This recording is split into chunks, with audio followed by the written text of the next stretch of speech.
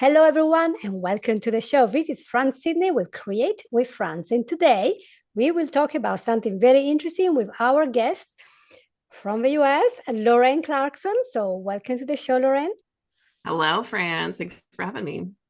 It's been good to chat with you just before the show. And, guys, I got something really good for you today. So, we're talking about something that we will find not only just common people, but those that we think are really successful doctors, lawyers, successful CEOs, women, men, 50-50.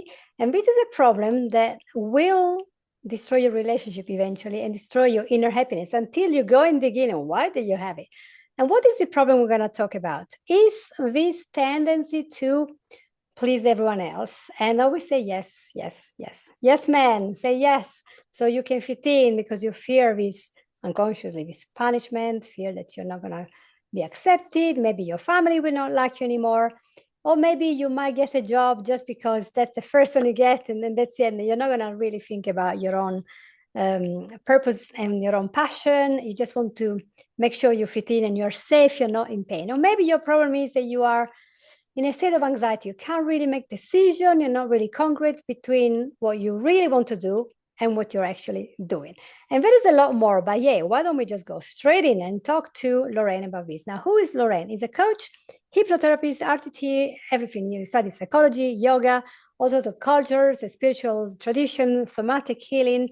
What is that you have not studied, Lorraine? You are a blessing to the show because you have all these modalities together that you can use to help clients with one-to-one session and with retreats, which I think is going to be amazing.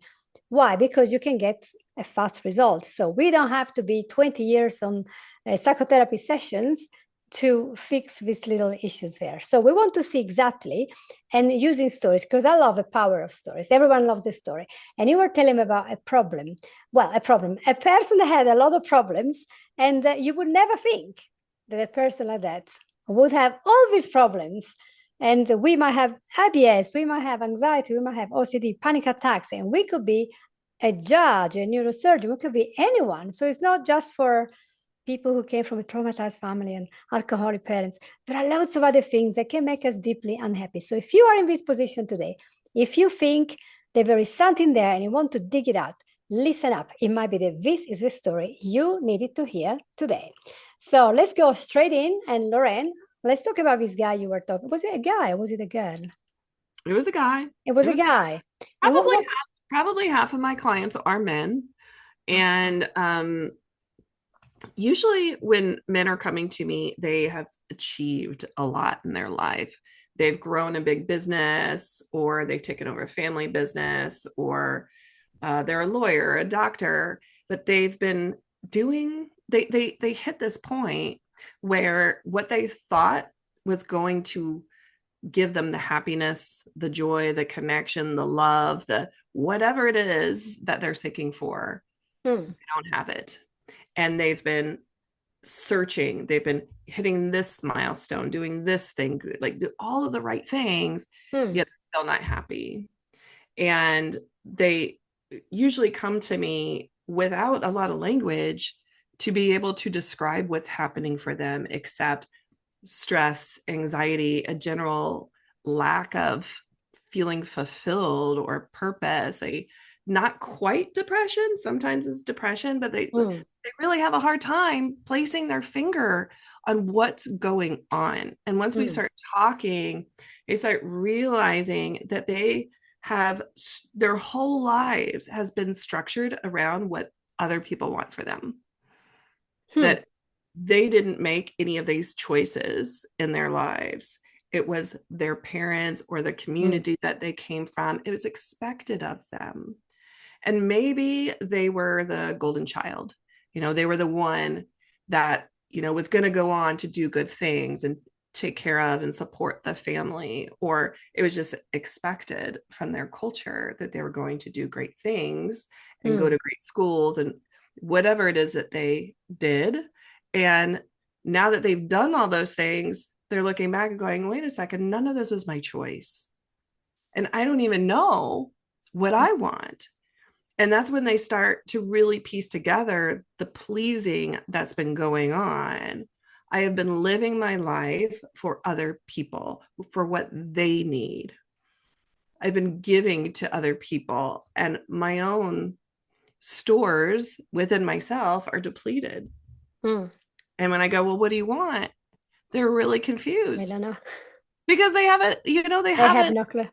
yeah, they've maybe even married the person that their family is supposed to, that their family wanted them to marry, or like the appropriate person, but they're not really feeling connected to this person.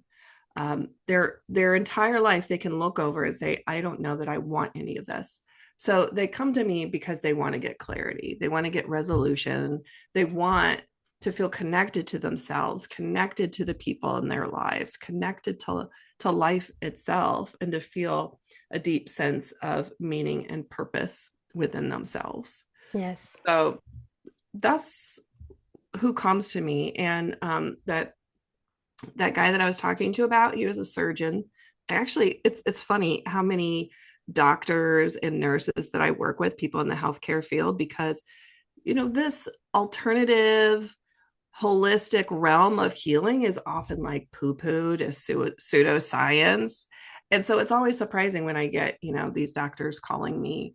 And I think it's because they're in the field, and they see how much of what they're doing isn't having an impact. So this surgeon that came to me, he tried all of the traditional Western ways of trying to treat his IBS, right? That was the symptom, IBS. And then once we started working together, he realized that the IBS actually had this emotional component that was this people pleasing pattern. And it is a pattern where it shows up like clockwork in people's lives, and yet they have different roots. And he realized, just like these other people that I've been telling you, he's like, none of this was my choice. This is what I was supposed to do. This brings prestige to my family. Mm. And so he got to work through all of that, find his true self. The things that were causing him anxiety was the disconnect between, I'm doing everything for other people, for validation, for praise, for safety. Maybe even they were a parentified figure growing up, and it's been their job to make everyone else happy except Mm. themselves. And Wow. so once he was able to connect with this part of himself, and which is the authentic part of him, beyond the chitter chatter of the mind and all of the shoulds and all the expectations of other people, the IBS went away.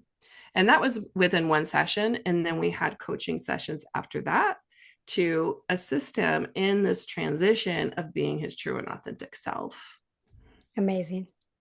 To think that, I mean, I have a close friend that many years ago was studying to have his IBS, and it went on and on until she had to have surgery and almost ended up having a colostomy. Wow. And all this because the symptoms, but IBS is really an umbrella term to put together lots of symptoms that we don't know how to put anywhere. And so we just call it IBS because we don't know what it is. And one of my colleagues from RTT, she's a gastroenterologist, and she was telling me IBS, that means we have no idea. Just whatever. Yep. And Yep. people think that it's a pill, And doing subconscious work has been shown to be the greatest treatment for IBS. Again, that's not what I specialize in. I specialize in helping people with their relationships to move out of people pleasing and trauma patterns so that they can live authentic, happy, joyful lives. However, people have all kinds of symptoms that show up that bring them to get help. And Yeah. IBS was the symptom for the surgeon. It's the symptom, not the problem. So yeah, the real problem is always deeper, isn't it? So something is going on. And what is it we need to do then in our mind to realize that there is what we call a subconscious mind? There is something else, whatever you want to call it, that is running the show. What is the step or what is the process that happens to us when we suddenly move from taking a pill for everything to realizing actually it's my thinking here, it's my habits, it's my trauma, it's my beliefs that are behind all this. I Well, wonder. the first thing needs to be the willingness to look at that, right? To the willingness to stop looking at the outside world and pointing my finger. It's this person, it's that thing. The problem is the job. The problem is are my patients or my boss or all that stuff out there. And to be willing to truly look at ourselves and say, there seems to be a pattern. Why don't and do I want to have the courage to really look at myself, to be honest with myself? So that's the first step. And then once we do connect with ourselves, right, it's about awareness, right?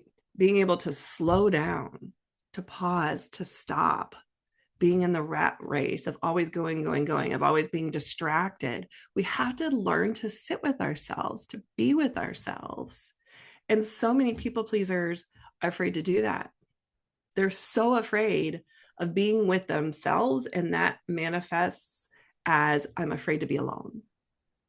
And so they'll find themselves in relationships, situationships, work situations that aren't serving them.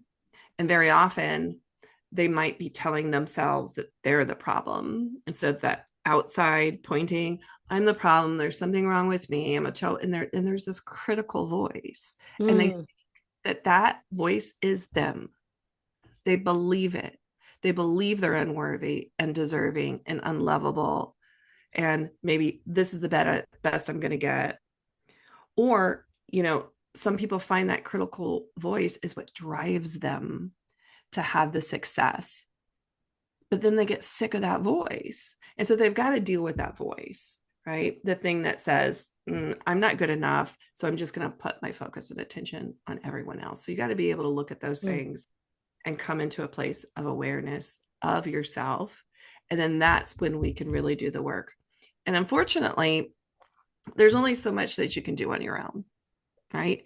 There are ancient practices that help you to see yourself. Meditation, yoga, it helps with that slowing down so that we have that opening, so that we can get that glimpse into like, oh my gosh, this is what I'm doing. And this is not in alignment with who I am. And we're able to see that patterning, but that's really slow. And we have faster ways to do it. You really need someone else to be the mirror. Yeah. It's that's a good thing about the therapist, because we are not biased. We're not there in their emotional situation. We can see the thing from outside, as it would happen to a friend, and you say, well, but why you keep doing that? And you stop and realize, yeah, why do I keep doing, for example, one of my colleagues, course after course after course after. They are so super specialized because they're thinking they're never going to be enough. They're never going to be enough. So I have to do more and more and more so that that member of a family will accept them, so that the other member of the public will say that, okay, because, the degree trauma thing, unless you have a degree, you cannot do this. Well, there are lots of jobs you can do. And if you look at the many millionaires in the world, none of them has a degree. How did it? Yeah. If that's a way to think about success. So many very happy people who have lots of clients, have companies, they don't have a degree. What they have is a mind that is good at solving problems. And what I see a lot in your clients and my clients that are like that is this negative committee spitting out judgments the whole day. I call it negative committee. There is like a little thing that I share a lot, which is like a little meme I saw years ago on Facebook. And it says, to the negative committee sitting in my head, shut up. Because it keeps going. And it makes it really hard. I can imagine that this will happen also at work when you're trying to go forward with something you like and you can't, because inside you have this thing going on and chat that you can't do this, good enough. Your wife is not going to like it. Your boss is not going to like it. Must be exhausting. That's where, self-sabotage comes into play, right? Because there's these parts of us that have this idea and this drive and wants to go for it, and then block. It's like, why do these blocks keep coming up? Or you take, you know, 2 steps forward and 1 step back, or two Mm. steps back. And it's like, what's going on here? And it's because there's these parts of us that are like, don't do that. You're not worthy of it. You know, you're not, it's not safe to put yourself out there to be seen. And it's not safe because it's not comfortable, because it's not familiar, right? Mm. If someone has learned to that being invisible, putting their needs last, and pleasing other people is what's going to get them safety, like maybe people leave them alone, Mm. or it gets them praise or attention, like, look at you, you're so caring, then they'll go, oh, okay, that's what I do. And particularly with, this high functioning people pleaser, that's what drives them, that's what motivates them to get that praise, to get that validation. And they might develop one business and sell it and go on and do another, and it just never seems to be enough. And meanwhile, their spouse, their children is like, where are you? We need you. Why Yeah. are you not here emotionally connected with Mm. us? Because they've learned that being emotional, I mean, emotion doesn't get you places in business. And what got you success in business isn't going to get you success in your personal life. That's a big statement. And it is true. Yeah, you might have also codependence, etc. For all these reasons that are all correlated. So a person might come to you saying, I got a relationship problem, but actually the real problem is this people pleasing thing, and also taking off more than you can do. Everyone has 24 hours. The king has it and the pauper has 24 hours. And yet some people keep taking more jobs, more jobs. They're not gonna say no to anyone because then, oh no, I can't, let them down. And then eventually we are running the whole time and neglecting their own husband or wife or even their own health. Yeah. And I some in my family, now dead and deceased, and they're just running, running, running, running, running. And I said, why don't you stop? And I will always remember in lots of my episodes, there will be somebody telling me, or I will be telling them, that nobody on their deathbed will ever regret not having worked longer in the office. Nobody. They will all talk about these relationships and having fun. And I don't know who it was, somebody quite famous. He said, my dad died after working, I don't know how many years in this field. It's a petroleum field. He was rich. And then he was done, he was like 90 plus. And he said, one of the things he said just before then was, I didn't have fun in my life. Yeah. Yeah. A lot of these people pleasers, they don't know how to have fun. And I want to point out too that people pleasing is the greater problem, but it's not the root problem. Hmm. The greater problem than the symptoms that they came in with, the anxiety, depression, IBS, like whatever it is, that feeling like lost, disconnected. And so the people pleasing is the greater problem. And that's where a lot of people stop. They're like, Hmm. oh, we're just going to do therapy around the people pleasing. We're going to release that. But we actually want to go deeper than that to Hmm. get to the root of the people pleasing. And it's those feelings of worthlessness, unlovable. And so I've got to achieve, I've got to continue to push myself, drive myself, give to other people, support and provide for other people, but never giving to myself. And then as a result of that, looking and searching for that happiness, but it's only temporary, it doesn't last. Yeah. And people think, well, I don't have time for all this, I don't have time to slow down. And what I find is when people do this deep inner work like this, they find that they actually do have the time. They can absolutely make the time for themselves. They can actually be more successful Okay. because they're giving to themselves, because they're connecting to what's real instead of all of this, stuff that they're just filling space with. Yeah. That's It's not very easy. productive. It's busy work. It's not the stuff that really matters. And if we get honest with ourselves, we really see that. And Hmm. it's you know, another thing that needs to happen as a part of this recovery process from people pleasing is to really prioritize the thing that matters. And you got to get clear on that. You Hmm. can't do it from your conscious mind that's chitter chattering, right now, all the thoughts that are in your head, that's not going to help you get there. That's just going to rearrange the furniture. right? You got to get down deep to this really clear place where you feel synced up with everything, where everything just is like peaceful and tranquil, and you just get it. And then that's where the answers come through. That's where real intuition comes through, Mm, instead of just like the churning of the mind, trying another mm. rearrangement of the furniture. Yeah. And that would be so useful because you were saying before, and you also wrote in your notes, that there are dynamics where a person is losing themselves. So they might have a partner or a friend, they live with people, students, whatever, and they absorb all the interest of everyone else. So they can fit in. They all can go to the hike together. They can all go swimming together. They can all go to the cinema together, whatever. I don't know what people do to have fun, but whatever it is, and maybe they actually don't like it. Yeah. And to go to the opposite end of the people pleasing spectrum, like you have the high achieving people here, and then you have the ones that like can never get anything off the ground, and it's almost like they require someone else to get a sense of themselves. Like these Mm. people are high achieving, they're getting this sense of themselves from their achieving, they're doing what they're creating, which looks like they have it all together, but down beneath they're like, I'm just pleasing all the time, I'm not pleasing myself. On this end of the spectrum, they don't get anything off the ground for the same reasons, right? The unworthiness, that critical voice, not feeling enough, and they take on the hobbies, the interests of other people, and that can feel really good at first because, well, they're learning something new and they're learning something about themselves. But the problem is, like, when they get into partnership, there's this power up and power down dynamic.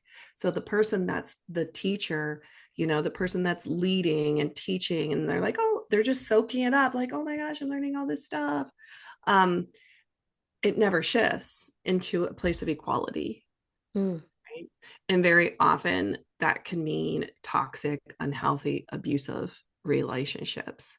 And Mm. because the pleaser doesn't believe that they're worthy of anything better, they continue to stay in it because they're so afraid of being alone, because then they'd be by themselves and like, who am I? I don't even know who I am. They'll cling to, this safety post. They'll cling to it.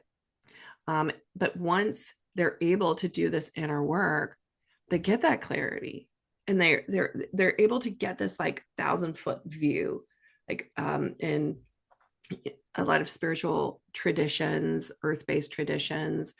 The condor or the eagle is a really powerful teacher, because it has this 1,000-foot view where it can step back out of, where you can see the trees through the forest through the trees, right? You can see things. It's like, oh, I see how all of this goes together. I see how Mm. I'm playing into this situation. And now that I am able to connect with myself, my true self, who I am, what I want, now I can redirect this. And we just unravel all of that programming that says, I must be this way, I must do this. It's this conditioning, just like Pavlov's dog, when you ring Mm. the bell, and it's undoing the conditioning and reconditioning the mind, and not spending years and years and years in therapy to do it. So people come to me. This other doctor came to me, said, I've seen 14 different therapists. He's like, and in 20 minutes, I was able to learn more about myself than working with all of those therapists. We worked more than 20 minutes, but and everything changed for him. With therapy, you get more. Therapy is really great for processing the things that are going on in your week to week, day-to-day life, becoming aware of, oh, these are my triggers, these are these patterns, but it doesn't do anything to change those patterns so that you don't get triggered. So you're always having to just like deal with and manage these triggers. Instead, let's just get to the root of the issue so that it's not a problem, or at So least not as big as a problem as it is in your life, where it's the yeah, main thing playing in more your the life. dominant. Yeah. So right, there is a space for everything, but in this case, you might just be a housewife, and for all your life, you devoted your life to your husband and your kids. Nothing wrong with it. So you follow your husband when he goes to watch the football or goes fishing and goes soccer, follow your kids, go to all their shows, and do everything for them. And then you arrive at 50, 60, and you realize looking back, oh yeah, when I was young, I used to love drama or acting or sewing. I wanted to make clothes. I wanted to be an athlete. And I gave it all. I'm not saying it's wrong because I love families first, but Yeah. sometimes they totally forget who they are because they have to please everyone else. And then 50, 60, see, they're divorcing because they are totally lost, they're angry, they're resentful because they're bursting with this desire to be themselves. And nobody gives them a chance because when they're young, oh, you have to get married, then they have raised the kids. So it's a joy on itself. There's no way you can replace the joy. And it's a wonderful thing to do. Then you do later, oh, now you're going to retire. My husband wants to have his men's shed. And a lot of women who were workers and very unsatisfied in their job, they right to their 60s and like, what have I done all my life? I still have not done what I really wanted to do. And they're glad they have a family, but glad for the children. But why husbands can have a children and the wife, and they can have their interests and their Yeah. passions, and the wife not, unless they have to push Yeah. really hard for that. And it's It societal. sucks. This is a part of societal conditioning for women. I just offered a program, just for women, because this is very societal. Like, this is what we're taught. We're taught to be nice, to put other people first. We're the nurturers. And that's my story as well. Being a mom, I was a stay-at-home mom. I would work like nights or weekends to support the family as needed, but it wasn't a career, like, and I reached a point where I was like, where am I in all of this? Where is Lorraine? And I saw my mom, I saw, the traditions from the past. I saw so many of the other, because I was a young mom, and I saw so many older moms, and they couldn't have a conversation about themselves. It was always about their kids. It was always about their husbands. It was always, and I'm like, no, like, I want to know about you. Like, what are you passionate about? What are you doing? Mhm. I don't, and so I got to see that, and I'm like, yeah, no, I'm not doing this anymore. Like, there's got to be another way. And so I personally had very few role models of women who were able to keep themselves and not lose themselves in their relationships and motherhood. And I figured it out on my own, making a lot of mistakes, and then having support along the way as I was on my healing journey. And as I then learn all of those techniques to help other people. So I've been Mhm. at this for a Mhm. really long time, Yes. 30 years in the making here. And I still am challenged by it. I'm a work in progress. Mhm. So it's important to realize that for some people, the ultimate fulfillment is to have a happy family and Mhm. a good relationship. And that is the number one thing priority. As I said, relationships are everything. Yeah. However, it is also good to remember if you had a passion and forever you just push it aside, push it aside, push it aside, whether it was to become a postman or to paint the sky like Rembrandt, and you are never able, you have to be the one choosing, but if you are never able because it's societal constraint and peer pressure, then it can become something that can hurt you. Yeah. And if this pleasing pattern has been going on for since you can remember, And be quiet. and you're not, the high achieving type that's, I'm following my passions, you're on this other end of the spectrum. Mhm. um, you probably don't even know what you're interested in, right? You You're forgot. probably like, I don't even have any passions, and then beating yourself up. That's what I did. I'm like, I'm not like I have interests, but Okay. I'm not really good at anything. Like, what do I have to offer? I'm Yeah. useless. Like, Yeah. and so I know what it's like to be in a deep depression and just feel like I had nothing to really offer the world, and for these teachings, these modalities to, draw me out of it and to become someone that's a leader of myself, Mhm. right? To be independent and sovereign and strong and peaceful and healthy within myself. Mhm. That's great, Lorraine. So thank you so much. I mean, it really describes the situation that a lot of women face, and maybe also some dads who are at home and they can't do what they want. So it's not just women. But whatever there is, it's a problem that is very prevalent in our society, and we want to see solutions. We are solution focusing in the show. We want to get people to have hope, to think it is possible to do something about it. So I know you have great tips about starting this journey on our own, and of course, when there's a point in our path, in our journey, when we decide there is a good place for a therapist, and that's fine. But to a person sitting here and listening to the show, what is it they can do today? What can they start doing? At least start the process and then see if they need a therapist. What will be your first suggestion? Well, one thing that you must have are honest, trusted relationships in your life. You need people that are going to tell you the truth. And the thing is, you probably don't want to hear it, right? That feels like conflict. And you're conflict avoidant, right? But if you really want to change things, you have to be willing to look at yourself and take an honest look at yourself. And again, you need a mirror in order to do that. So you need to have people in your life that are going to tell you the truth. And likewise, you've got to be willing to tell the truth. Because what you don't realize, not you in particular, right? This people pleasing personality is it's based on dishonesty. Right? This is a form of manipulation and control. And it's all for good reasons, right? Like kindness and caring, but it's really I need to keep myself safe and I need to be liked. I need to belong, because not belonging feels like death, right? I know that you know this, right? And so it's a survival defense mechanism, and we need to move beyond survival and be really honest, be really meaningful with the words that we use. So if someone asks me if I want to go to a party and I'm just like, oh, I don't want to go to I don't want to go to that party. I'm like, sorry, I have other plans. I just lied. I just lied. And what that's doing to my soul is crushing it.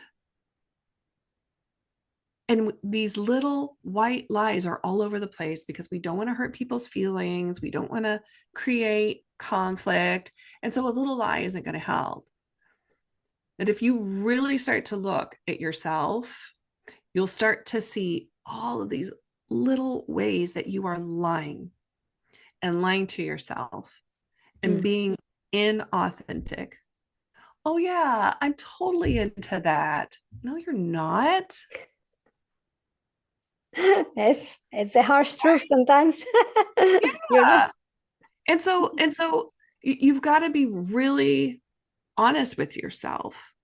And what is often the response from a people pleaser is yes, right? Yes, sure, okay. And then underneath the surface is the seething and the resentment, and people are taking advantage of me, but it's not them. It's the people pleaser allowing themselves to get taken advantage of. They're giving it. And very often the people around them have no clue. They're like, oh, I thought you loved doing that. I thought you loved showing up and giving and helping people, taking care of people. When on the inside, it's not authentically aligned. Yeah, Right. can you be in charge of this? Can you be in charge of that? You're so good. They manipulate you. And then you say yes, and then you have a long-term project and you can never do it. Mm-hmm. They're doing it because they want something back, right? They want people to do that for them. They want to be liked. They want to make the space safe. And so that honesty. And so what you want to do, instead of a knee-jerk yes, you want to pause, take a full breath, and tune inside, tune to your heart. It could be your gut, but anywhere other than up here, right? People mistake this for intuition. They're like, my intuition told me, or spirit told me, and it's not. It's their programming that is talking. And so taking a breath, connect to your body, connect to your body, the neck and below, and tune in and go, how do I feel about this? And if it's a yes, go ahead and say yes. But if it's a no, say no. And so you really need to own your no. And what happens usually if there's a no, it's like, well, it's because of this. And there's this explaining and defending and justifying yourself, right? You don't need to do that. A no is enough. No, I have other things that I'm going to do tonight instead of going to the party. Yeah. I don't need to explain what I'm doing. I have other things I'm doing tonight. Yeah. I might just be laying on my couch and watching Netflix or going for a walk, taking a bath. Right? We need to stop. It doesn't matter. They don't need to know. I don't need to justify to make it like this thing important enough to say no, right? It's a bunch of lies. Yeah, and so being honest with yourself, having people in your life that are going to hold your feet to the fire and say, hey, like, are you open to feedback? Because here's the thing. If I'm this person's friend, this people pleaser, and they tell me yes, and I know that they tend to abandon themselves and sacrifice themselves and then not truly want to do it, I'm not going to trust their yes. Right? I have people like this in my life, and I'm like, yeah, do you really want to do that? I'm not sure. Like, your nonverbals are telling me something else. So that gets in the way of my trust. I'm not able to fully trust and connect with them because I don't trust their yes, because I can't trust that they'll tell me no. Wait, I've got a question. Yeah. Could this be a revealing key? This is totally out. I like that this is just a conversation and not a scripted podcast. But is it possible? Because a lot of times you set up an appointment with somebody to do something. That could be a guest in your podcast. They could be coming to your school to give a talk. They could come to a service project. They say yes, and then on the day they don't show up and they just disappear, is because half-heartedly they said yes when you asked them, because they couldn't say no, and now they're like, oh, I can't really get my feet out of the door, and they don't show up because they don't have a face. Could there be a connection there? Absolutely. Now, there can be other reasons, but that's a really big reason. People will say yes, and then they'll flake at the last minute, because they would rather flake or they would rather lie than risk saying what it is that they're really thinking and feeling and wanting, because that could mean conflict, right? It could mean hurting someone's feelings. It's much easier to just like not show up or to send a text later than to say it to your face or over the phone to tell you what I'm really thinking and feeling. Like it's really a feeling of fear and terror. It's not I don't really care about your time, I'm so selfish. It's not that. It is terror. Yeah. And it's coming from some sort of past programming, some past trauma. And we can really unravel that quite quickly, getting to the root of it.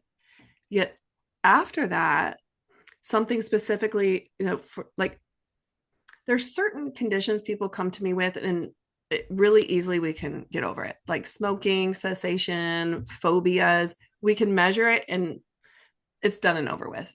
Like, people come to me with driving anxiety, one session, one and done, easy, not a problem again.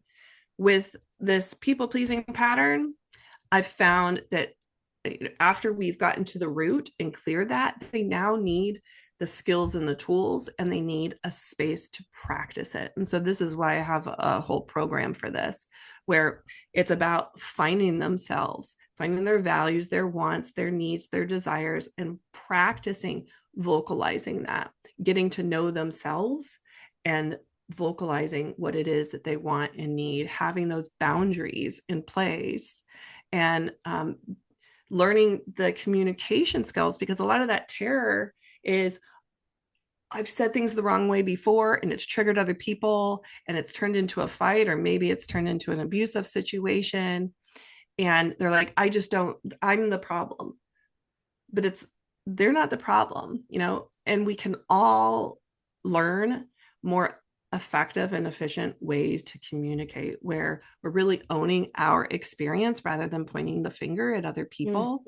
Right. So I can take responsibility for my part in any situation that's happening, right? To be able to look at myself, take responsibility for my part in a part of the communication process, to ask for what it is that I want and need, and to do so in such a way where I'm really going to be heard, where I'm going to be received.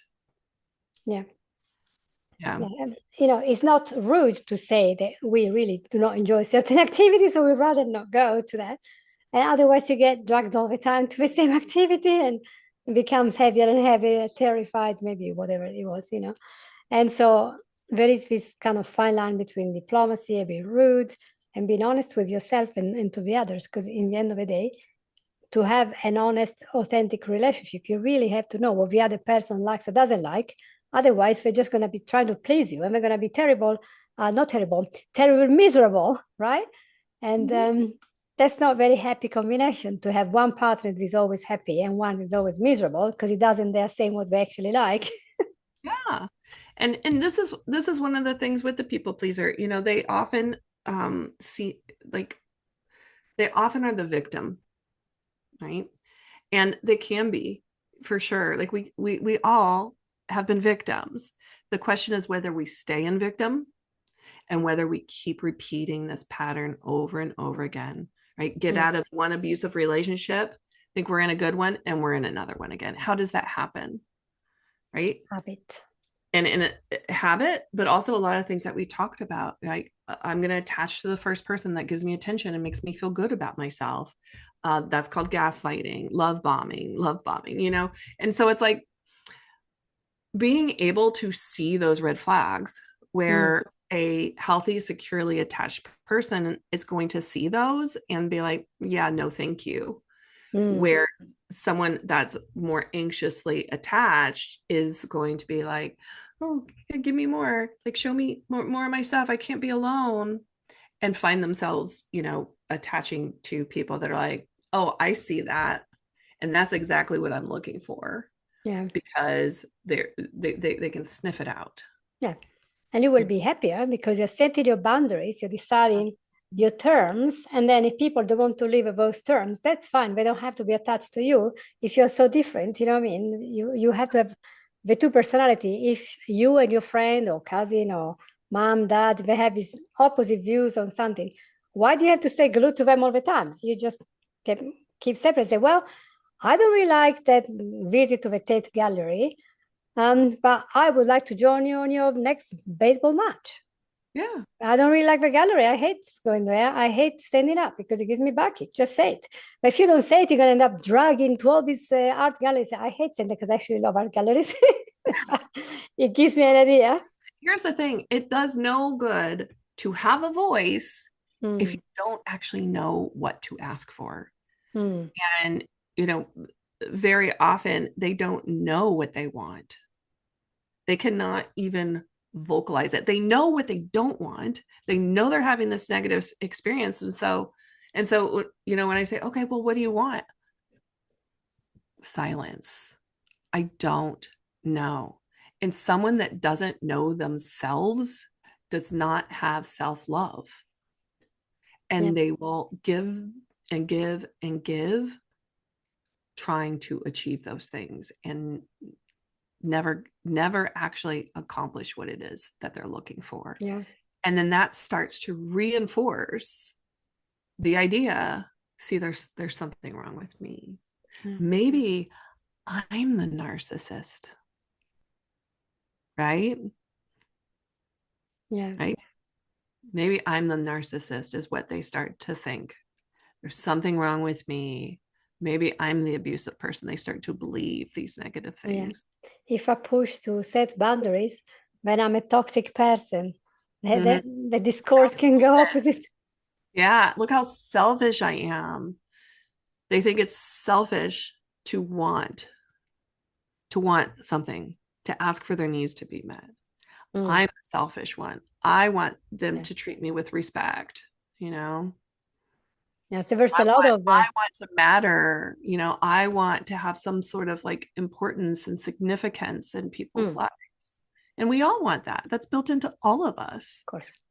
And we can, you know, it's really easy to look at someone we love and see that that's true for them. Like, of course, they matter, you know, and they're worthy of being seen and heard and felt and fully expressed in the world and of having the life of their dreams.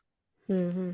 But when, you know, we as people pleasers turn it onto ourselves, it's like, oh, I'm not worthy of that. Like for me, like my ex-husband, he had hobby after hobby after hobby, and I just wanted to be on that list of importance so much, but I didn't have my own, Mm, and I wouldn't allow myself to. Like I didn't feel like I deserved it, like it was supposed to be on my kids and my husband and my family. And as I broke out of that, like I started developing friendships and exploring and doing things that I wanted. Like I didn't even allow myself to have friendships because I didn't think that's what a mom doesn't, you know, have wine night with girlfriends, you know, which is what, you know, how I started off, you know, doing it, you know, book club with wine, you know, that kind of thing. But I felt so guilty, like so selfish, like giving myself that time. mm. But And that's the thing, yeah. ultimately, you know, that created, you know, these groups and these friendships and being able to open up and be myself and have something of my own so I could feel like I had an identity outside of the roles that I played. Like Yeah. that was really the start of growth. So Yes. I recommend that, like have something, anything of your own. And if you Yeah. don't know what that is, just play around, Yeah. experiment. I know so many like that. You ask them what they like, they say, I have no idea what I like and I'm 50. I don't know what to do with myself, you know. But a lot of women, you read in the forums, I'm a widow and now finally I'm living my life because before it was all whatever my husband said, I couldn't do anything. It's very sad that some husbands admit that. Hopefully the culture is now moving towards acknowledging that women also have interests. So they can also have an interest and still be a mom and a CEO and a wife and a person that is normal. We don't have to justify why we have an interest. Isn't it weird? So I love your things of self-care. So self-love and understanding we matter as much as the other people. We want to give, we want to make people happy, but also we have to make ourselves happy at some point. We want to have honesty in relationships, both at work and with friends. We want to tune in, get some meditation, get some prayer, thinking, yoga, whatever helps us to tune in and see who we are and move out of the continuous shame that accompanies having an interest and being somebody else that is not the twin of your other thing. And then set those boundaries, tell people that, okay, I'm okay going this far, but then after that, no, I just can't do it. It's so hard to say no. Yeah, that's a really great Um, summary. yeah. Good job Well, summing that all up. yeah. Well, but we have to remind people that it's not that complicated, right? It's only these 5 things. And if you need some help, guys, to go through all this and dismantle all your structures that are keeping you stuck to a role you are not happy with, and maybe you want to recreate yourself, that's the time to talk to a therapist, NLP person, RTT person, hypnosis person, psychology, whatever you think is going to be good for you. We're here, but we're not saying only our work will be beneficial. We're just saying you have to start thinking about what you actually want if you want to be happy. And my final thought on this is in the moment you find out who you really are and what you're made of and what lights you up or leads you up, let me think about the grammar here, and what makes you have this aura about you, you are shining. So you are going to get a better job, a better career, more friends, and a better relationship because you're happy. And I always say in the singles group where I was for years, I always said, they say, oh, how do I find the person or my dream? You have first to become that person. You have to like yourself, have fun, do the things you like. And while you're doing that gun show, that fishing, that painting on fabric, I don't care what it is, the feng shui, while you're doing that, you are shining and you're happy. And that's when you're the most brilliant. That's when you will be a magnet to others. But if you're always a shadow of somebody else because you're just doing what people are saying, you're not going to have this splendor and this charm and this passion. Even your health, your mental health will not be just as good as it will be when you are listening to yourself, to your soul, to your whoever you are, your being. So that's very important to tune in and listen instead of running around, run, and then arrive to 50, 60, 70 and think, oh, I wasted all these years. That's not very good, isn't it? Not wasted, but just gave so much and now my sack is empty and I feel I have nothing. Yeah. That must be the saddest thing. Yeah, but let's close on a happier thing because we don't want to be sad, we want to be positive. And I think this is all work that can be done. And it won't be done in a session. I think there are stages here where you work and build up on that. So give yourself a time and benefit of that. You can get there. You can become who you're meant to be, explore your potential. And you can do that through a therapist to help you because they can see beyond your self-limiting beliefs and just make you realize, oh, actually, I can be just as happy if I add something that I like in my life. And it's okay. I do not have to be guilty about being myself. So that's it's a great final note for me. And so I want to thank you so much for being here, Lorraine. Thank you for having me.